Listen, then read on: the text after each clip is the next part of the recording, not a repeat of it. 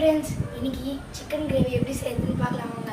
எனக்கே அது ரொம்ப ஈஸியாக இருந்தது. அப்போ உங்களுக்கு இன்னும் ஈஸியாக, ஆனால் டேஸ்ட் அல்டிமேட்டாக இருக்கும். இதுக்கு 2 வெங்காயத்தை நல்லா சின்ன சின்னதாக கட் பண்ணிக்கலாம். அப்புறம் 2 தக்காளியும் நல்ல பொடிசாக கட் பண்ணி வச்சுக்கலாம். நம்ம எடுத்து வச்ச சிக்கனில் உப்பு, மஞ்சத்தூள், இஞ்சி பூண்டு பேஸ்ட் போட்டு 2 விசில் வர வரைக்கும் குக்கரில் விட்டு வேக வச்சுக்கலாம். இப்போ குக்கரில் 2 விசில் வந்துடுச்சு. சிக்கன் நல்லா வெந்திருக்கும்னு நினைக்கிறேன். வாவ்,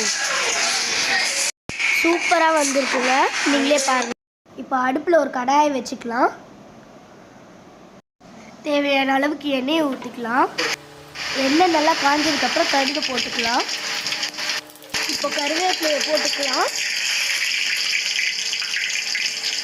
கருவேப்பிலை கொஞ்சம் வதங்கினதும் கூடவே கட் பண்ணி வச்சு வெங்காயத்தை போட்டுக்கலாம்.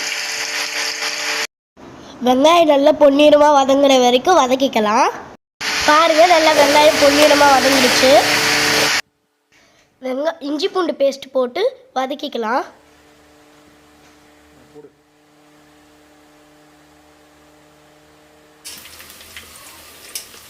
இஞ்சி பூண்டு ஸ்மெல் போனதுக்கப்புறம் கட் பண்ணி வச்சுருக்க தக்காளியை போட்டுக்கலாம். நல்லா மசிச்சு விட்டுக்கோங்க, அப்போ தான் சூப்பராக இருக்கும். தக்காளி நல்லா மசியறதுக்கு கொஞ்சம் உப்பு போட்டுக்கலாம்.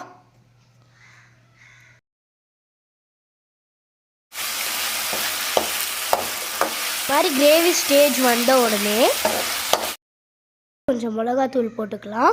அவங்கவுங்க காரத்துக்கு ஏற்ற மாதிரி போட்டுக்கோங்க. நான் கொஞ்சம் மீடியமாக போட்டிருக்கேன். அதுக்கப்புறம் கொஞ்சம் பெப்பர் போட்டுக்கலாம். கொஞ்சம் சிக்கன் மசாலா, கொஞ்சம் மட்டன் மசாலா, ரெண்டுத்தையுமே போட்டு பாருங்கள். டேஸ்ட்டு சும்மா அல்டிமேட்டாக இருக்கும்.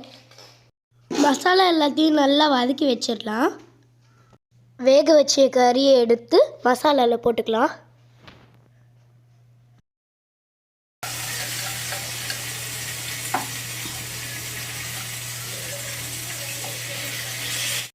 மசாலாவோடு அந்த கறியை நல்லா கலரி விட்டுக்கலாம்.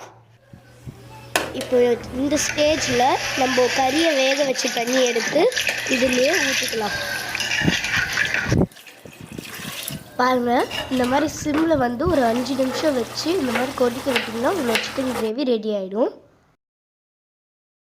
அப்புறம் என்ன, டேஸ்டான சிக்கன் கிரேவியில் கொத்தமல்லி தலைகளை கொஞ்சம் போட்டு டேஸ்டான சிக்கன் கிரேவியை சர்வ் பண்ணலாம்.